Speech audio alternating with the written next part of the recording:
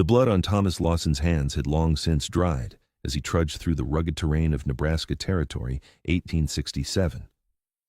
3 days of tracking the men who'd murdered his brother had left him hollow-eyed and gaunt, his once sturdy frame now a shadow against the vast prairie landscape. The setting sun painted the sky crimson as North Platte came into view, a collection of the wooden buildings and tents that comprised the growing settlement along the Union Pacific Railroad line. Thomas hadn't eaten since leaving his brother's homestead. Food seemed trivial compared to vengeance. His hands trembled as he tied his exhausted mare to the hitching post outside the general store. The world tilted slightly, and he gripped the post to steady himself. "You look like you've seen the devil himself," came a woman's voice, clear and direct. Thomas turned to see a woman with auburn hair tucked beneath a practical bonnet, her green eyes assessing him with concern rather than fear. She wore a simple blue dress with a white apron and carried a basket of supplies. "Just tired, madam," he managed, his voice a dry rasp. "And half-starved from the looks of it," she replied, shifting her basket to her hip. "I'm Elizabeth Thornton, town's nurse." "Thomas Lawson," he said, tipping his hat. "Just passing through." Elizabeth's eyes narrowed. "Well, Mr. Lawson, you won't be passing through anywhere if you collapse. When's the last time you ate?" Thomas tried to recall, but the days had blurred together. "Been busy." "Busy dying, perhaps," she said with unexpected sharpness. "Come along. My clinic's just down the street." Thomas shook his head. "Can't. Got men to find." Elizabeth stepped closer, her expression softening slightly. "Those men, whoever they are, will still be there after you've had a proper meal. You'll do them no good half-starved." Something in her tone, not pity, but practical concern, broke through his single-minded focus. Thomas swayed slightly, finally acknowledging the weakness in his limbs. "Just for a moment," he conceded. Elizabeth nodded, satisfied. "Bring your horse. She looks as tired as you." Thomas followed her down the dusty main street, drawing curious glances from townspeople. North Platte was still new enough that strangers were noticed, especially ones who looked like they'd fought their way through hell. Elizabeth's clinic occupied the back room of her small home, a modest wooden structure with a porch across the front. A hand-painted sign announced E. Thornton, nurse and midwife. "Sit," she commanded, pointing to a chair at her kitchen table while she bustled about, stoking the fire in her cook-stove. Thomas removed his hat and sank into the chair, suddenly aware of how every muscle ached. "I appreciate the kindness, Miss Thornton, but—" "Mrs.," she corrected, "and save your breath. You need food before words." Thomas noticed the absence of a husband, but didn't ask. Out west, being alone wasn't uncommon. People died or disappeared. Life moved on for those left behind. Within minutes, she placed a bowl of stew before him, along with a thick slice of bread and a cup of coffee. "Eat slowly," she instructed. "Your stomach won't thank you if you wolf it down." Thomas nodded, forcing himself to take measured spoonfuls despite his body's sudden desperate craving. The stew was simple beef, potatoes, carrots, but it tasted like salvation. Elizabeth sat across from him, studying his face. "You're hunting someone." It wasn't a question. Thomas swallowed before answering. "3 men. They killed my brother 4 days ago, stole his cattle." "I'm sorry for your loss," she said quietly, "but vengeance won't bring him back." "Justice," Thomas corrected, "not vengeance." Elizabeth's mouth tightened. "And the difference is, vengeance is for me, justice is for him." Thomas took another bite of stew. "The law's spread thin out here. Marshal can't chase every crime." "So you've appointed yourself judge and executioner?" Her voice carried no judgment, only curiosity. Thomas met her gaze. "I aim to bring them in alive, but I won't die trying." Elizabeth nodded slowly. "Fair enough." She rose to retrieve a pot of tea. "After you eat, you'll need rest. I have a spare room." "I can't stay," Thomas said, though his body screamed otherwise. "You can and you will," Elizabeth replied firmly. "One night of proper sleep. Then you can resume your justice." Something about her no-nonsense manner reminded him of his mother, long dead from cholera during their journey west 10 years ago. He'd been 18 then, responsible for his younger brother Jeremiah. "My horse," he began, "will be tended to. The livery's just next door, and Sam owes me for setting his arm last month." Thomas found himself smiling despite everything. "You don't leave much room for argument, do you?" "Not when I'm right," Elizabeth said, the corner of her mouth lifting slightly. "Finish your food." As Thomas ate, Elizabeth told him about North Platte, established just a few years earlier as the railroad pushed west, now growing rapidly with the promise of prosperity the iron horse brought. She'd arrived a year ago from Philadelphia after losing her husband to pneumonia. "Why come all this way?" Thomas asked, genuinely curious. "Freedom," she answered simply. "In Philadelphia, a widow has few choices beyond remarriage or dependency. Here, I'm needed for my skills, not pitied for my status." Thomas understood. The West held promise for those willing to risk everything, including his brother Jeremiah, who'd built a respectable ranch before being cut down at 24. After eating, exhaustion hit Thomas like a physical blow. He barely remembered Elizabeth showing him to the spare room before sleep claimed him. He dreamed of Jeremiah's face, not as he'd found him bloody and broken on his cabin floor, but smiling and full of life. "Don't become what they are," his brother said in the dream. "Remember who you are, Tommy." Thomas woke with sunlight streaming through worn curtains. For a moment he didn't recognize his surroundings, then remembered the nurse with direct green eyes and practical hands. The smell of coffee and bacon drew him from the bed. He found his clothes washed and mended folded on a chair. His guns remained untouched on the bedside table. Elizabeth had respected his property, but offered care where needed. In the kitchen, Elizabeth stood at the stove, her hair loosely braided down her back. Without her bonnet, Thomas noticed auburn highlights catching the morning light. "You look less like death," she observed without turning. "Feel less like it too," Thomas admitted, settling at the table when she gestured. "Good. Now we can discuss your plan." She placed a plate before him, eggs, bacon, and biscuits. "My plan?" "For finding these men," Elizabeth said, sitting opposite him with her own plate. "You can't simply wander the territory hoping to stumble upon them." Thomas blinked in surprise. "I tracked them northwest from Jeremiah's ranch. They're headed toward the Black Hills, I reckon." "That's Dakota territory," Elizabeth noted. "Dangerous country." "All the more reason to catch them before they reach it." Elizabeth studied him while sipping her coffee. "You know them? These men?" Thomas nodded grimly. "By reputation. The Miller Gang. 3 brothers who'd been rustling cattle across Nebraska for years. They killed the Wilkinsons over in Ogallala last summer. Family of 4. Elizabeth's face darkened. "I treated a man who survived their attack on a stagecoach 6 months ago. They're animals." "Then you understand why I can't wait." "I understand, but I don't agree with your methods." Elizabeth set down her cup. "Sheriff Porter is organizing a posse. Word came yesterday about your brother's murder." Hope and frustration battled within Thomas. "A posse could take days to organize. It leaves at noon," Elizabeth said, "and they could use a man who knows how to track." Thomas considered this. Working with the law would be safer and perhaps more effective against 3 hardened killers. "Why help me?" he asked suddenly. "You don't know me." Elizabeth's eyes softened slightly. "I know grief when I see it, and I know what happens when men let it consume them." She stood, clearing their plates.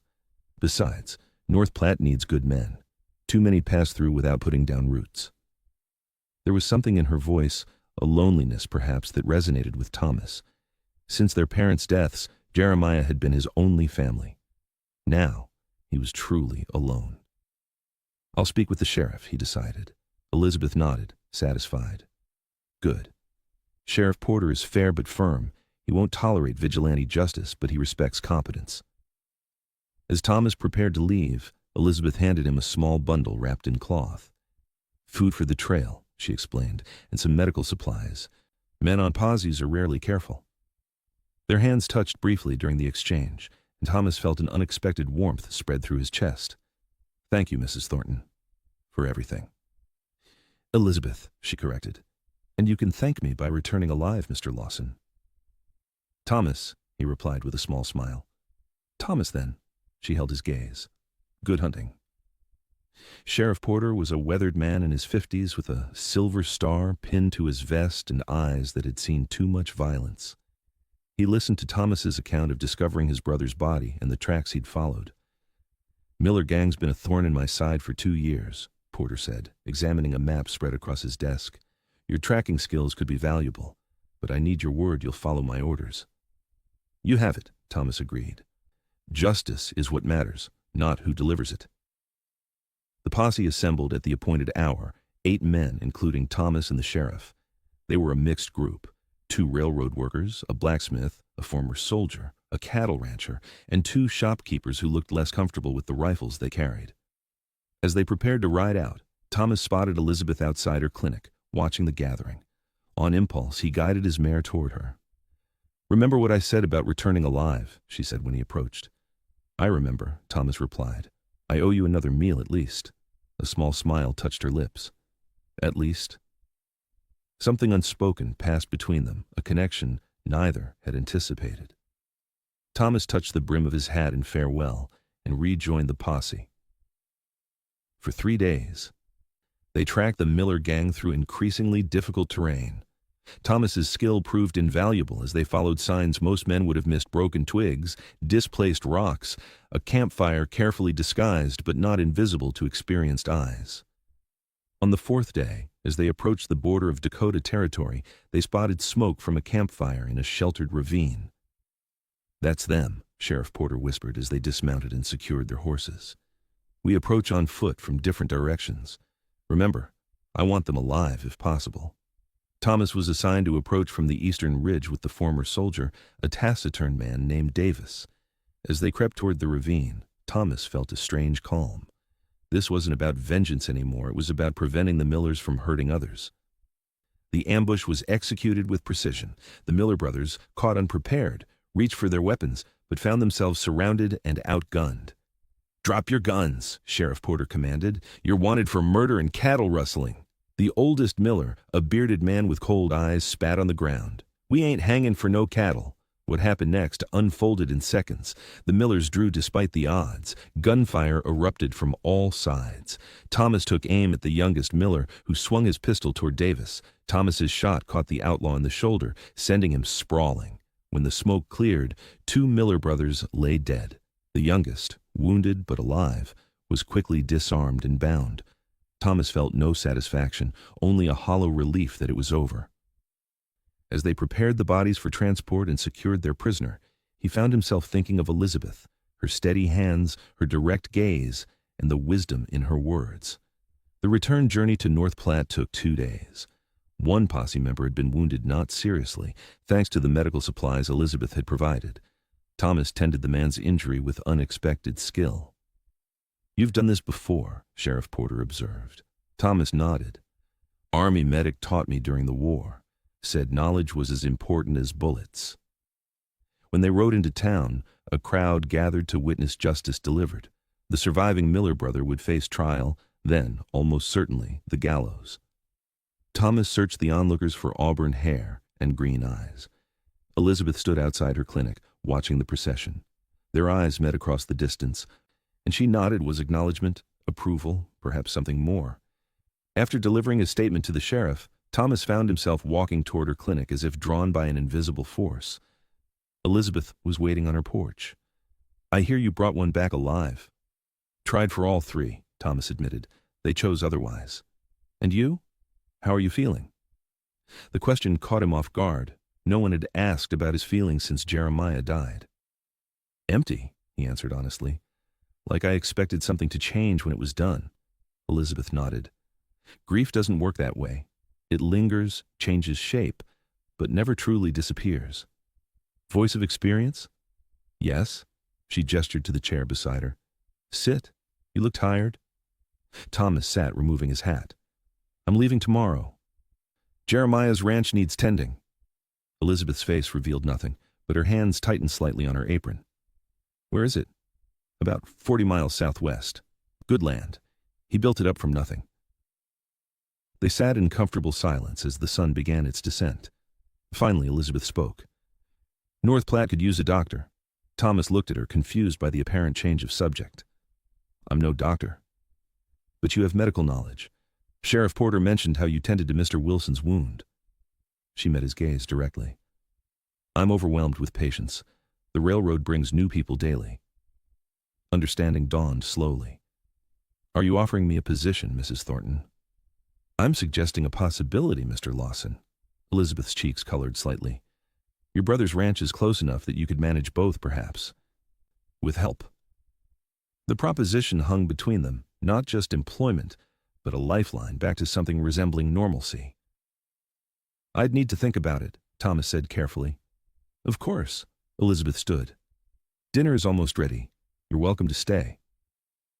Over a simple meal of rabbit stew and cornbread, they talked more freely. Elizabeth spoke of her life in Philadelphia, her marriage to a kind but sickly man, her training as a nurse during the war. Thomas shared stories of his childhood in Missouri, the journey west with his parents, his time fighting for the Union, and the peace he'd found working his brother's land. Why didn't you claim your own homestead? Elizabeth asked. Thomas considered this. Jeremiah had the vision. I was content to help build his dream. And now? Now I need to find my own. I suppose. As the evening deepened, Thomas found himself reluctant to leave. Elizabeth's company offered something he'd forgotten existed: connection, understanding, the simple pleasure of conversation with someone who saw him clearly. I should go, he said finally, rising from the table. Thank you for the meal, and everything else. Elizabeth walked him to the door. Will you consider my proposal about the practice? Thomas nodded. I will. Sincerely. Their eyes met and held. For a moment Thomas thought she might say something more, but she simply smiled and wished him good night. That night, in the town's small hotel, Thomas lay awake considering possibilities he hadn't allowed himself to contemplate before. North Platte was growing. It would need reliable men, perhaps eventually a town council. Jeremiah's ranch could be managed with hired help, and working alongside Elizabeth Thornton. The thought brought warmth to his chest. She was unlike any woman he'd known, competent, direct, unafraid to speak her mind.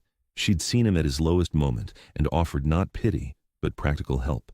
And somewhere in those few days, she'd awakened something he thought had died with his brother, Hope. The next morning, Thomas saddled his mare early, intending to reach Jeremiah's ranch by nightfall.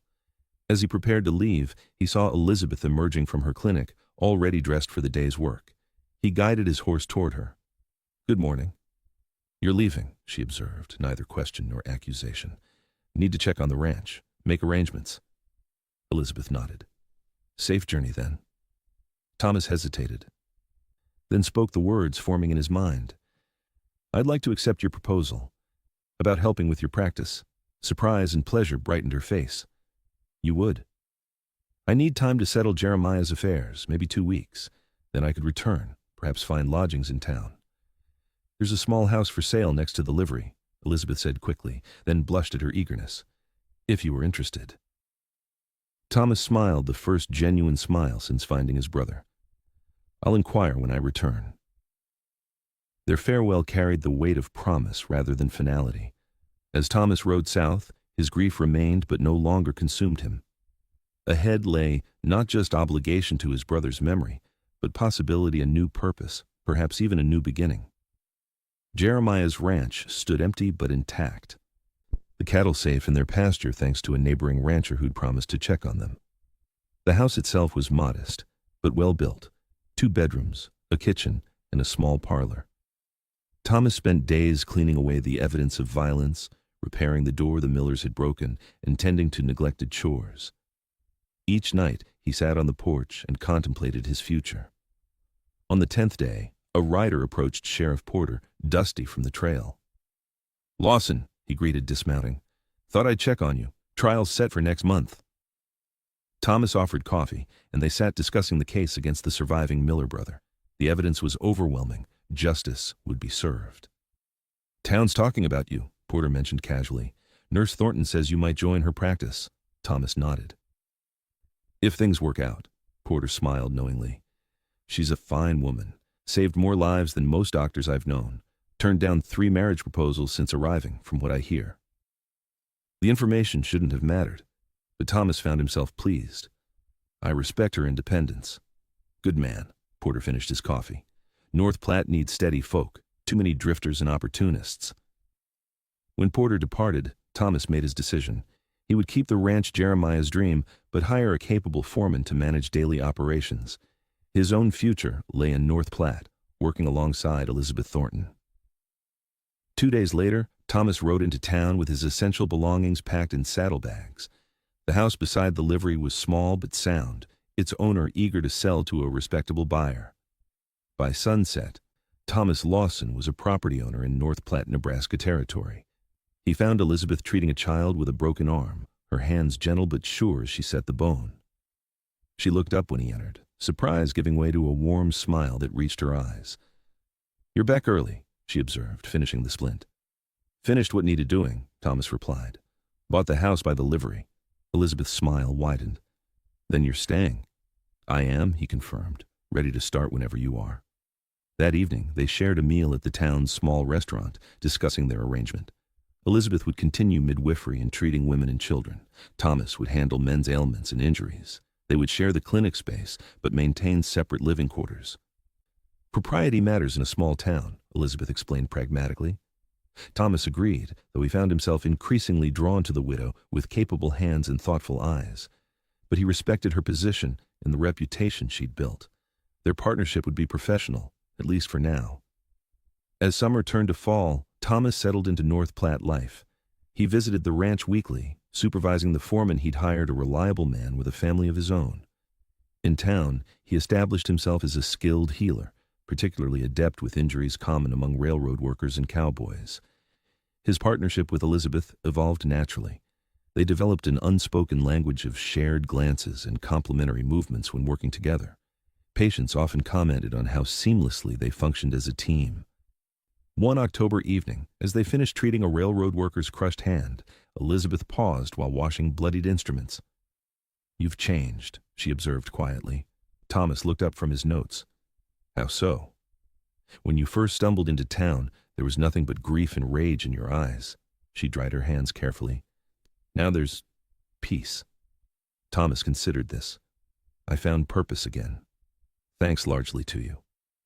"You found it within yourself," Elizabeth corrected. "I merely provided opportunity." Their eyes held across the room, something unspoken passing between them.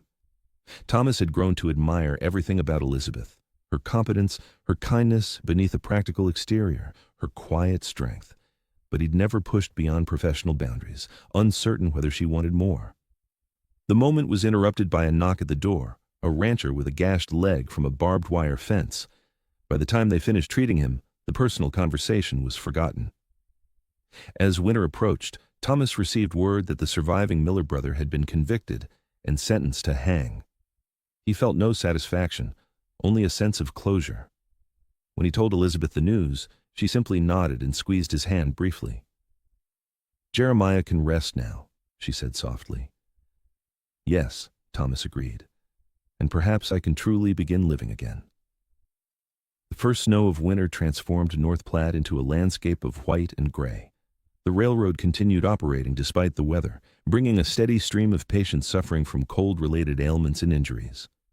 On Christmas Eve, Elizabeth invited Thomas to dinner at her home. She decorated modestly pine boughs on the mantel, candles in the windows. The aroma of roast chicken and apple pie filled the small house. "I haven't celebrated properly in years," Thomas admitted as they sat down to eat. "Nor have I," Elizabeth replied, "but this year seemed different." They exchanged simple gifts after dinner. Thomas gave her a leather-bound medical journal ordered from Chicago. She presented him with a hand-knitted scarf and a pocket watch to replace the one he'd lost while tracking the Millers. As the evening progressed, they sat before the fire, talking of their histories, hopes, and the town's future. When Elizabeth mentioned her late husband, Thomas noticed her speak of him with fondness rather than raw grief. "How long were you married?" he asked gently. 3 years. Edward was kind but always frail." Her eyes reflected the firelight. "We were fond companions more than passionate lovers." The candor of her statement surprised Thomas. "You deserved both." Elizabeth's gaze lifted to his. "Perhaps, but life rarely gives us everything we desire." "What do you desire, Elizabeth?" The question emerged before Thomas could consider its boldness. Color touched her cheeks, but she didn't look away. "Safety, purpose, connection." She paused. "And you, Thomas Lawson? What do you desire now that justice is done?" Thomas set aside his coffee cup, gathering courage. "I find my desires changing, evolving." "How so?" "When I came to North Platte, I wanted only vengeance, then justice." He met her gaze directly. "Now, I want things I'd forgotten were possible. A home, community. Someone to share both with." Elizabeth's breath caught visibly. "That's a significant change." "Yes." Thomas leaned forward slightly. "Elizabeth, I need to speak plainly. These months working beside you have been the happiest I've known in years. You've become important to me." Her eyes widened, but she didn't interrupt. "I'm not asking anything of you," he continued carefully. "Just letting you know that my feelings have grown beyond friendship and professional respect." Elizabeth was quiet for so long that Thomas feared he'd overstepped. Finally she spoke, her voice soft but steady. "I've been alone by choice since Edward died. Independence seemed safer than risking my heart again." She twisted her hands in her lap. "But lately I found myself watching for you each morning, missing you when you visit the ranch. Thinking of you before sleep." Hope swelled in Thomas's chest. "What are you saying, Elizabeth?" "That perhaps we could explore these feelings, cautiously." She met his gaze. "The town will talk." "Let them," Thomas said simply. "We're both adults who've known loss. We deserve happiness if we can find it together." In the flickering firelight, Elizabeth's face softened. "I would like that very much." Thomas reached across the space between them, taking her hand in his. Her fingers curled around his, warm and certain. They sat like that for a long while, not speaking, simply existing in a moment of perfect understanding. The new year brought changes to North Platte. The railroad expanded operations, bringing more workers and their families. The town grew accordingly, with new businesses opening along the main street. Thomas and Elizabeth's practice flourished, their reputation for skilled care spreading throughout the region. Their personal relationship developed with the same careful deliberation they applied to their medical work. Thomas began escorting Elizabeth to Sunday services and community gatherings. They took evening walks when weather permitted. Occasionally, they shared quiet dinners in either of their homes. By spring, their courtship was common knowledge in North Platte. Most approved they were well matched in age, temperament, and standing. A few gossiped about propriety, but Sheriff Porter silenced such talk with stern reminders of all the good both had done for the town. On a warm April evening, Thomas took Elizabeth to Jeremiah's ranch, their first visit together. He showed her the improvements he'd made, the healthy cattle grazing in green pastures, the vegetable garden he'd planted. "It's beautiful," Elizabeth said as they stood on the porch watching the sunset. "Your brother chose well." "He would have liked you," Thomas said, smiling at the thought. "Said I needed someone who wouldn't let me brood too much." Elizabeth laughed. "A wise man." As twilight deepened, Thomas turned to her. "I brought you here for a reason, Elizabeth." She looked at him expectantly, her auburn hair catching the last golden light. Thomas took her hands in his. "This place represents my past, my brother's dream that I helped build. North Platte represents my present, the life I'm creating now." He paused, gathering courage. "But you, Elizabeth Thornton, represent my future, if you'll have me." Understanding dawned in her eyes. "Thomas, I love you," he said simply. "I want to build a life with you, continuing our practice, maintaining this ranch, perhaps creating a family of our own someday.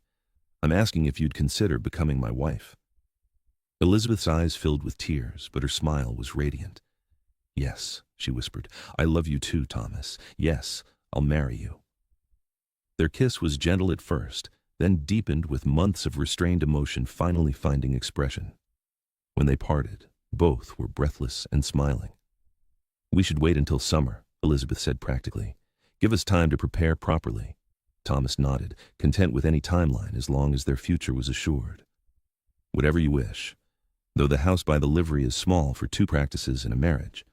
We could expand it," Elizabeth suggested, "or build something new. The town's growing eastward." They discussed possibilities as stars appeared above the prairie. Their plans were practical, but underlined with joy, a shared vision of a life together that honored both their independence and their connection. They married on a bright June morning in North Platte's small church. The town turned out in full, celebrating 2 people who had brought healing to so many. Sheriff Porter stood as Thomas's best man. The school teacher, Miss Collins, attended Elizabeth. Their vows were simple but heartfelt, promises to respect, support, and cherish each other through whatever challenges lay ahead. When the minister pronounced them husband and wife, Thomas kissed Elizabeth with reverence and passion combined. The reception lasted well into evening, with dancing and feasting in the town square. As twilight fell, the newly wedded couple slipped away to their home, now Elizabeth and Thomas Lawson's clinic and residence, expanded over the spring with an additional wing for patient care. Life settled into a rhythm of purpose and contentment. They worked side by side during the day, healing bodies and easing suffering. Evenings were for each other conversations about medicine, books, town matters, and increasingly, dreams for their future together.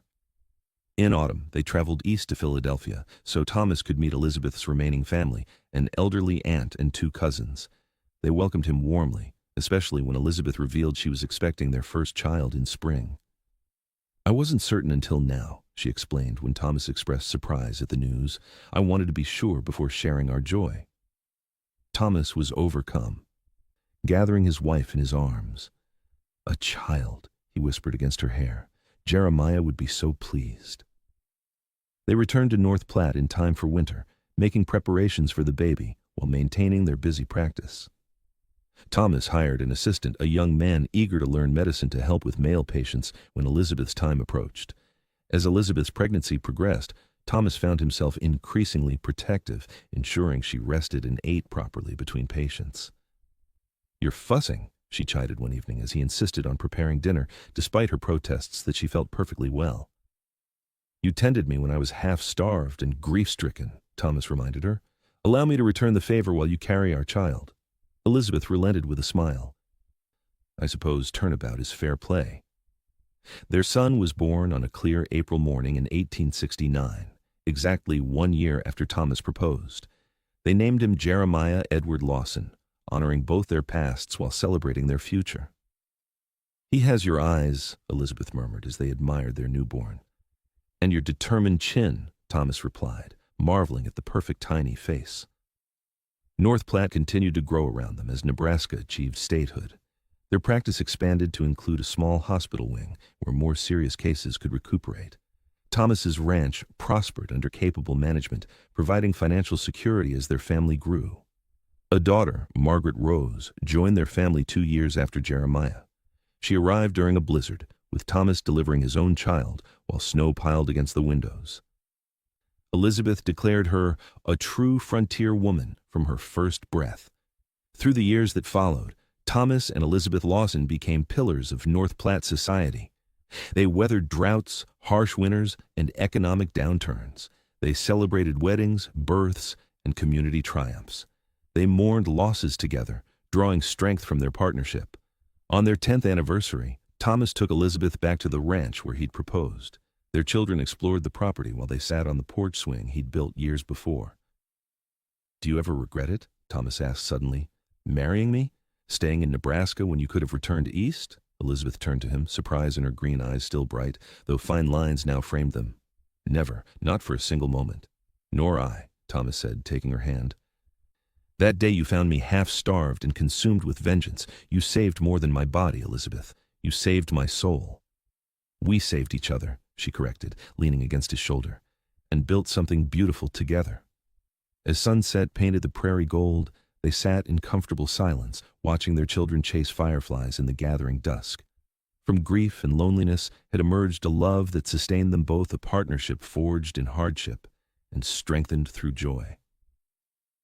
"I love you, Elizabeth Lawson," Thomas said softly. "And I love you, Thomas Lawson," she replied, "today and always." Their life together wasn't perfect. No life truly is, but it was rich with purpose, connection, and abiding love. What began with a starving man and a practical woman's command to sit and eat had blossomed into a legacy of healing, family, and community that would endure long after them in the growing town of North Platte. In later years, when their grandchildren asked how they'd met, Elizabeth would laugh and say, "Your grandfather forgot to feed himself for days while hunting dangerous men. I told him, 'Sit, you'll do them no good half-starved.' Thankfully, he listened." And Thomas, gray-haired but still strong, would add, "Best advice I ever took. Sometimes salvation comes not in grand gestures, but in a simple bowl of stew and someone who cares enough to offer it." Their story became part of North Platte's lore, how a grieving man and a widowed nurse found love amid the hardships of frontier life, building a legacy of healing and hope that touched countless lives across Nebraska territory and beyond. As the 19th century drew to a close, Thomas and Elizabeth Lawson remained side by side, partners in medicine, marriage, and the quiet, profound joy of a life well lived together.